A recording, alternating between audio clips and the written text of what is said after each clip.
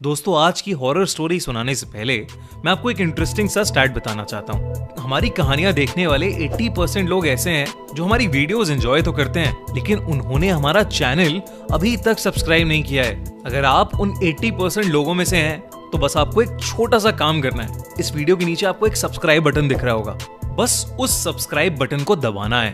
बस इतना सा काम करना है आपको, और लगे हाथों बेल आइकन भी प्रेस कर देना, ताकि हमारी लेटेस्ट वीडियो आते ही आपको सबसे पहले पता चले।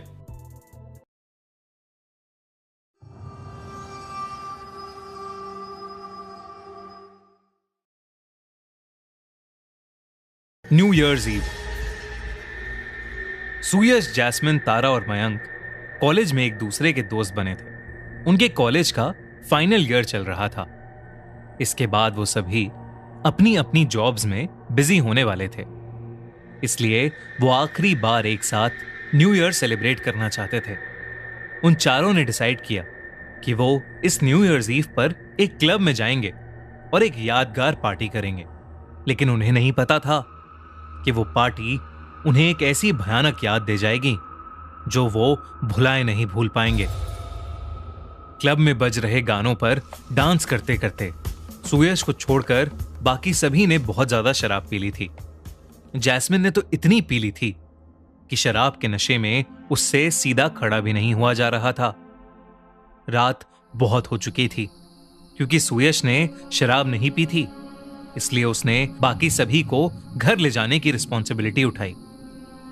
उसने सबको जैसे तैसे करके गाड़ी में बिठाया। गाड़ी की फ्रंट सीट पर मयंक बैठा था और पीछे जैस्मिन और तारा। शराब पीने की वजह से वो तीनों ही अपने होशो आवाज में नहीं थे। तभी अचानक गाड़ी चलाते हुए सुयश की नजर पीछे की सीट पर गई और वो अचानक सुन्न पड़ गया। उसने देखा कि जैस्मिन और तारा के बीचों बीच एक लड़की बैठी हुई थी।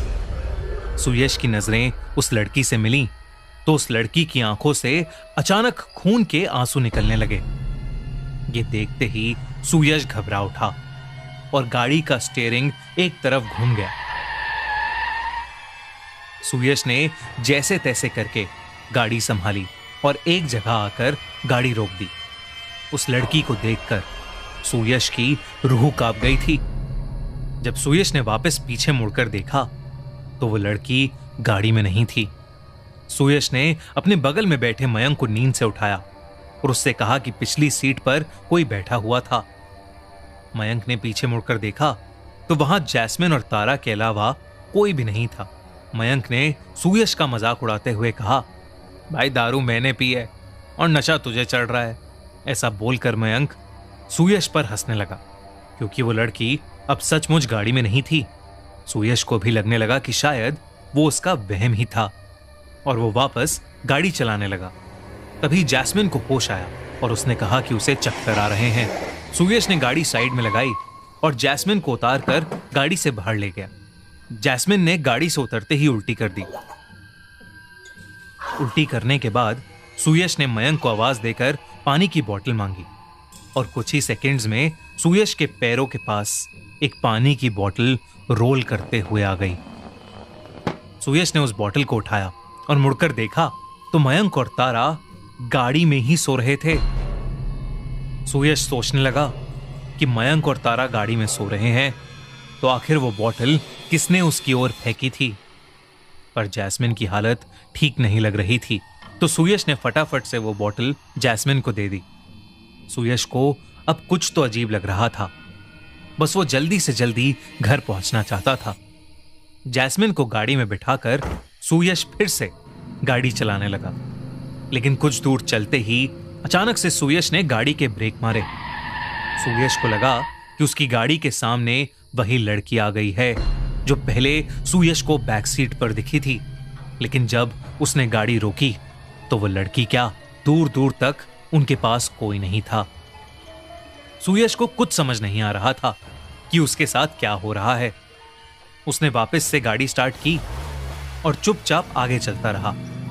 कुछ ही देर में वो लड़की एक बार फिर से अचानक ही सुयश की गाड़ी के सामने आ गई, लेकिन इस बार सुयश ने गाड़ी नहीं रोकी और तेजी से उस लड़की की तरफ गाड़ी चलाने लगा। देखते ही देखते सुयश की गाड़ी उस लड़की के आर पार हो गई। अब सुयश को यकीन हो गया था कि वो लड़की कोई आत्मा है जो उसे बार बार दिख रही है। सुयश ने गाड़ी की स्पीड और तेज कर दी क्योंकि वो अब बस घर पहुंचना चाहता था। तभी बैक सीट पर बेहोश पड़ी तारा एकदम से सीधी होकर बैठ गई। वो बिना कुछ बोले बस सुयश को घूरने लगी। सुयश की नजर जब तारा पर गई तो सुयश ने उसका नाम पुकार कर उससे बात करने की कोशिश भी की, पर तारा मानो सुन होकर बस उसे घूरे ही जा रही थी। तभी तारा एक अजीब सी आवाज में कुछ बड़बड़ाने लगी। सुयश डर के मारे मयंक को उठाने की कोशिश करने लगा, पर मयंक होश में ही नहीं आ रहा था। देखते ही देखते तारा के चेहरे का रंग बदलने लगा। उसका चेहरा सफेद पड़ने लगा और तारा अपना सर गाड़ी की विंडो पर जोर जोर से मारने लगी, इतनी जोर से कि उसके सर से खून निकलना शुरू हो गया था। तारा बिल्कुल पागल हो चुकी थी और सुयश को कुछ भी समझ नहीं आ रहा था। सुयश के अलावा और कोई भी होश में नहीं था। सुयश ने पुलिस को फोन मिलाया और इससे पहले कि वो पुलिस से बात कर पाता, पीछे से उसकी गर्दन पर 2 हाथ आए और उसका गला दबाने लगे। सुयश का कंट्रोल गाड़ी से हट गया और गाड़ी सीधा जाकर एक पेड़ से टकरा गई। सुयश को जब होश आया तो वो एक हॉस्पिटल में था। उसी रूम के बेड पर मयंक भी लेटा हुआ था। पुलिस जब सुयश से पूछताछ करने आई तो उसे पता चला कि गाड़ी में बैठे सभी लोगों की जान बच गई थी, बस कुछ गहरी चोटें आई थीं। सुयश ने पुलिस को सब कुछ बिल्कुल सच्चाई के साथ बताया। तभी वहां खड़े एक पुलिस ऑफिसर ने बताया, ऐसी ही एक लड़की के बारे में और भी केसेस आ चुके हैं। ऐसा माना जाता है कि उसी रोड पर न्यू ईयर ईव के दिन एक लड़की को एक गाड़ी ने टक्कर मार दी थी। गाड़ी चलाने वाले ने पी रखी थी और वो उस लड़की को वहीं रोड पर पड़ा छोड़ गया। उस लड़की की उसी रात मौत हो गई और अब शायद उसी की आत्मा वहां भटकती है और उस रोड से गाड़ी चला रहे लोगों को हॉन्ट करती है। लेकिन सुयश के अलावा किसी को भी उस रात के बारे में ऐसा कुछ याद नहीं। सुयश को आज भी उस रात से जुड़े भयानक सपने आते हैं। उस रात के कई महीनों बाद तक भी सुयश ने रात में गाड़ी ही नहीं चलाई। 1 जनवरी 2003 की सुबह रितेश और उसके दोस्तों के साथ एक ऐसी घटना हुई जिसे वो आज तक याद करते हैं। उस समय रितेश सूरत की एक आईटी कंपनी में जॉब कर रहा था। साल 2002 खत्म होने वाला था और न्यू ईयर सेलिब्रेट करने के लिए रितेश ने डूमास बीच जाने का प्लान बनाया। 31 की शाम को वो अपने 2 और दोस्तों को लेकर डूमास बीच के पास एक रिजॉर्ट पर पहुंचे, जहां न्यू ईयर की एक पार्टी चल रही थी। रिजॉर्ट के स्टाफ को कुछ पैसे देकर उन्होंने अपने लिए ड्रिंक्स का जुगाड़ भी कर लिया था। खूब जोरों शोरों से रिजॉर्ट में पार्टी करने के बाद वो समुद्र के किनारे बैठने डूमास बीच की ओर चले। रिजॉर्ट के एक वेटर ने उन्हें रोक के बताया कि डूमास बीच हॉन्टेड है और वहां रात में आत्माएं भटकती हैं और उनको वहां जाने से मना किया। पर उन तीनों ने उस वेटर की बात नहीं सुनी और डूमास बीच चले गए।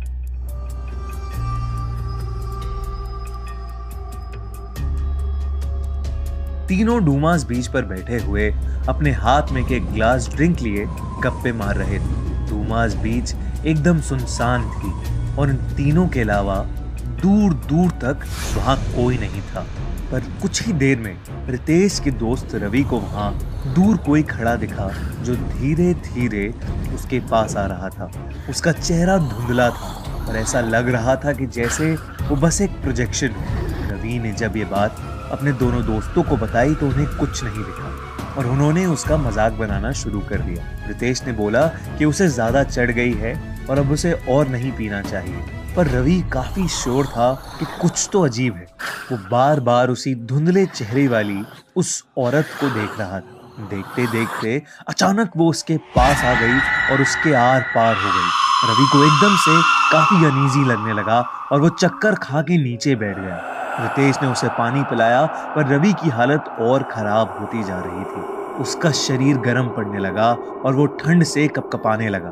उन्होंने वापस रिजॉर्ट जाने का सोचा, पर रवि चलने की हालत में नहीं था। रितेश ने अपने दूसरे दोस्त पुनीत को रिजॉर्ट से पानी, दवाइयां और जैकेट लाने को कहा। जैसे ही पुनीत वहां से गया, वैसे ही रितेश को किसी के रोने की आवाज आई। उसने देखा तो समुद्र के किनारे पर बैठी एक औरत नीचे मुंह करके रो रही थी। उसे भी समझ आ गया कि बीच पर और देर रुकना ठीक नहीं है। वो तुरंत कांपते हुए रवि को उठाने बढ़ा। जैसे ही रितेश ने रवि को खींचा, रवि ने कांपना बंद कर दिया और रितेश को बहुत जोर से पीछे धक्का दिया। रवि की आंखों में एक अजीब सी चमक थी। उसने गुस्से में रितेश को देखा, जिससे रितेश बहुत ज्यादा घबरा गया। इतने में पुनीत भी रिजॉर्ट के स्टाफ को लेकर वहां पहुंच गया। रवि उन सब को देखकर बहुत जोर से गुस्से में चिल्लाया और ये देखकर रिजॉर्ट वालों ने आग जलाकर उसे डराया और बहुत कोशिशों के बाद उसे बांध दिया। वो कुछ देर और चिल्लाया, पर फिर बेहोश होकर नीचे गिर गया। रवि को सुबह सुबह पास के हॉस्पिटल ले जाया गया तो उसे मालूम हुआ कि उसे 107 डिग्री बुखार था। 2 दिन हॉस्पिटल में रह के वो ठीक तो हो गया, लेकिन उसे अपने साथ हुई घटना के बारे में कुछ याद नहीं। पर रितेश और पुनीत इस हादसे को कभी नहीं भूल पाए। मैरी का जन्मदिन 31 दिसंबर को पड़ता था, जो कि साल का आखिरी दिन था। इस दिन लोग 12 बजे उसका बर्थडे और न्यू ईयर एक साथ सेलिब्रेट करते थे। उसके इस बर्थडे के दिन उसकी आंट ने उसे एक उइजा बोर्ड ला कर दिया। मैरी की आंटी को पता था कि उसे हॉरर स्टोरीज और हॉरर नॉवेल्स बहुत पसंद है।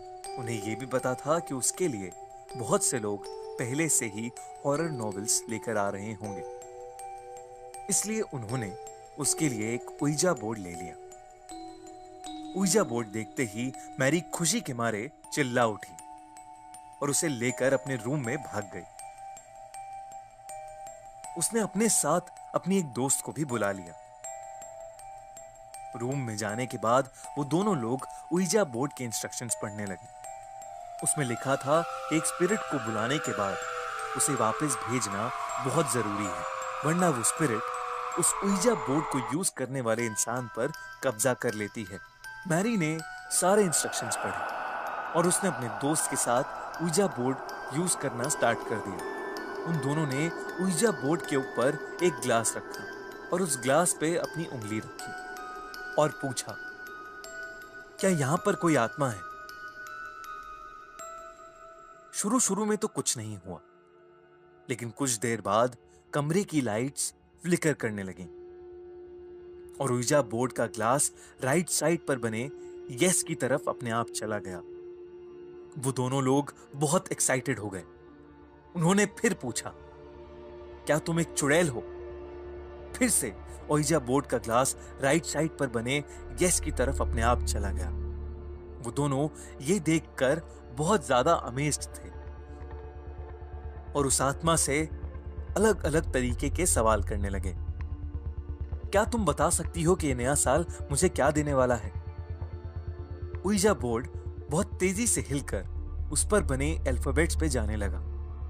FRIND, friend.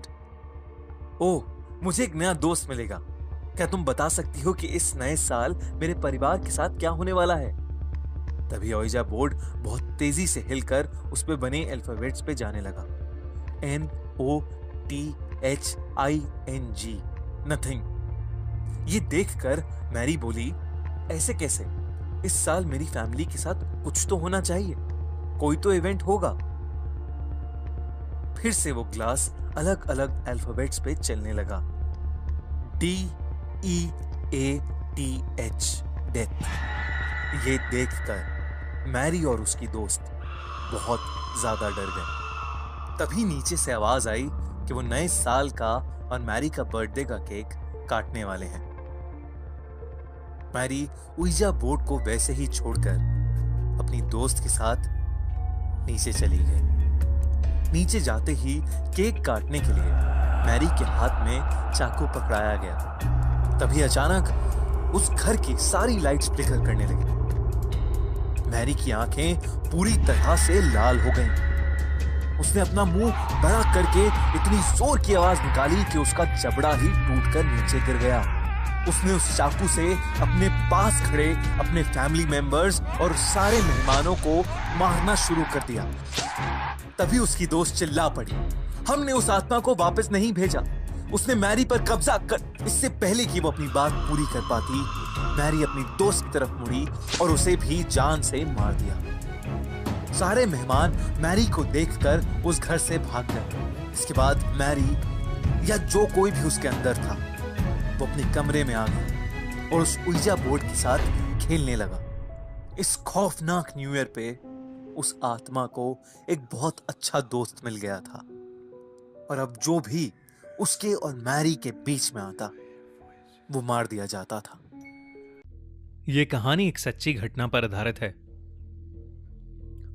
मीरा और रोहन की शादी को 1 साल हो गया था, मगर जिंदगी की भागदौड़ की वजह से वो अपनी शादी के बाद से कहीं भी घूमने नहीं जा पाए थे। इस बार उन्होंने डिसाइड किया कि वो न्यू ईयर के लिए कहीं अच्छी जगह घूमने जाएंगे। मीरा को पहाड़ों का बहुत शौक था, इसलिए उसके कहने पर दोनों ने शिमला जाने का एक प्लान बनाया।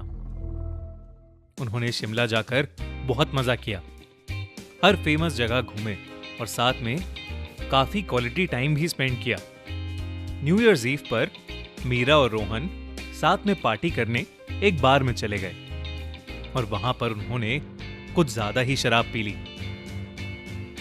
होटल लौटते हुए शराब के नशे में दोनों इतना धुत हो गए थे कि वो बहुत मौज मस्ती में सड़क पर शोर मचाए जा रहे थे। तभी मीरा की नजर थोड़ी दूर पर बने एक बड़े से मैंशन पर पड़ी।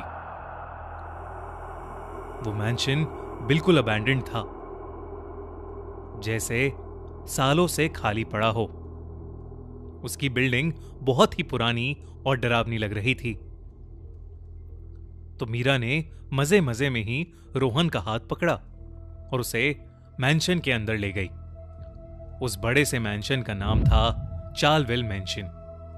उस मैंशन के बारे में दोनों ने सुना तो बहुत था, मगर वहां की कहानियों को इग्नोर करके अंदर जाना शायद उनकी सबसे बड़ी गलती थी। मैंशन का मेन डोर लॉक्ड था, इसलिए दोनों बैक साइड से अंदर घुस गए। वो दोनों अभी भी नशे में थे और उस मैंशन के अंदर जाकर जोरों से शोर मचाने लगे। मीरा दीवारों पर लगी तस्वीरों का मजाक उड़ाने लगी। उन दीवारों पर एक ब्रिटिश फैमिली की फोटो लगी थी, मगर उस फोटो को देखकर ऐसा लग रहा था कि जैसे वो तस्वीर जिंदा हो और उसमें खड़े लोग अभी बाहर आ जाएंगे। रोहन को उस हॉल में पड़े सोफे पर खून के छींटे भी दिखे। उसे महसूस होने लगा कि शायद उन्हें उस मैंशन में नहीं आना चाहिए था। मीरा और रोहन ये सब देख ही रहे थे कि अचानक उन्हें ऊपर वाले फ्लोर से किसी चीज के टूटने की आवाज आई। एक पल को मीरा और रोहन बिल्कुल शांत हो गए थे। उन्हें लगा कि शायद घर में कोई था, लेकिन अगर घर में कोई होता तो मेन गेट पर ताला क्यों लगा होता। यही सोचकर मीरा ऊपर वाले फ्लोर पर जाने लगी। रोहन अब थोड़ा सा होश में आने लगा था। उसने मीरा को रोकने की कोशिश की, क्योंकि अब उसे उस घर में कुछ ठीक नहीं लग रहा था। वो मीरा के पीछे जाकर उसे रोकने ही वाला था कि तभी उसे ऐसा लगा कि जैसे किसी ने उसे पुकारा हो। रोहन मुड़ा, मगर वहां कोई नहीं था। वहीं दूसरी तरफ मीरा ऊपर वाले फ्लोर पर पहुंच चुकी थी। उस फ्लोर पर कॉरिडोर के एंड में एक कमरा था, जहां का दरवाजा धीरे धीरे अपने आप खुल बंद हो रहा था। मीरा उस कमरे के अंदर गई और उसने कुछ ऐसा देखा जिसे देखकर उसका दिल दहल उठा। कमरे की हर चीज सड़ी हुई थी और कमरे के एक कोने में रोहन खड़ा था, लेकिन रोहन का चेहरा बहुत अजीब दिख रहा था। उसकी आंखों के प्यूपिल्स बहुत छोटे थे और वो मीरा को ही घूर कर देख रहा था। उसके चेहरे पर कोई एक्सप्रेशन नहीं था। मानो वो वहां खड़ा कोई पुतला हो। मीरा ने जैसे ही रोहन को पुकारा, कोने में खड़ा रोहन तेजी से मीरा की तरफ भागा। ये देखकर मीरा बहुत तेज चिल्लाई और रोहन के पीछे दौड़ने लगी। मगर सीढ़ियों के पास मीरा ने जो देखा, उसे देखकर वो वहीं जम सी गई। नीचे जिस फोटो को देखकर मीरा हंस रही थी, उस फोटो का हर इंसान इस वक्त मीरा के सामने खड़ा था। शायद वो उन लोगों की मरी हुई आत्मा थी जो मीरा को बेजान नजरों से घूर रही थी। उनमें से एक छोटी बच्ची मीरा की तरफ आई और उसने मीरा का गला पकड़ लिया। देखते ही देखते वो बच्ची हवा में उड़ने लगी और वो अपनी खून सी लाल आंखों से मीरा की आंखों में देख रही थी। उसे देखते देखते मीरा की आंखों से भी खून आने लगा और वो चिल्लाती हुई वहीं बेहोश हो गई। जब उसकी आंख खुली तो वो अपने होटल के कमरे में थी और रोहन उसके पास बैठा था। वो हैरानी में उठी और रोहन से पागलों की तरह पूछने लगी कि आखिर वहां मैंशन में क्या हुआ था। तो रोहन ने उसे बताया कि मीरा के ऊपर जाने के बाद वो कुछ देर नीचे ही था, क्योंकि उसे अजीब सी घबराहट हो रही थी। मगर मीरा की चीख सुनकर वो दौड़ता हुआ ऊपर आ गया, जहां उसने मीरा को सीढ़ियों के पास डरा हुआ खड़ा देखा। वो मीरा का नाम पुकार रहा था, लेकिन तभी रोहन को ऐसा लगा कि जैसे कोई मीरा का गला दबा रहा हो, और फिर मीरा की आंखों से खून आने लगा और तभी वो बहुत तेज चिल्लाई और बेहोश हो गई। रोहन ने जो बताया उसे सुनकर मीरा को कुछ समझ नहीं आया। उसे ये कभी पता नहीं चल पाया कि उस रात उस डरावने मैंशन में उसके साथ क्या हुआ था। इस हादसे के बाद कई महीनों तक मीरा बहुत गहरे सदमे में थी। उसे अक्सर लगता था कि कोई उसका गला दबा रहा है। जब वो बाथरूम में नहाने जाती तब उसे शीशे में दिखता कि उसकी आंखों से खून आ रहा है और वो पागलों की तरह अपनी आंखें साफ करने लगती। कई सारे डॉक्टर्स को दिखाने के बाद मीरा की हालत कुछ ठीक होने लगी, मगर कुछ सवालों के जवाब मीरा और रोहन को आज तक नहीं मिले। वो कौन आदमी था जिसे मीरा ने रूम में देखा था, और उस आदमी की शक्ल रोहन जैसी क्यों थी? आखिर उस फैमिली के साथ क्या हुआ था, और क्या उनका परिवार सच में उसी मैंशन में भटक रहा है? खैर, जो भी हो, हम बस होप करते हैं ऐसा न्यू ईयर का एक्सपीरियंस कभी किसी के साथ ना हो। अगर आपको कहानी अच्छी लगी तो हमारा चैनल खूनी मंडे जरूर सब्सक्राइब करें, और हां, बेल आइकन प्रेस करना मत भूलना। मिलते हैं नए साल में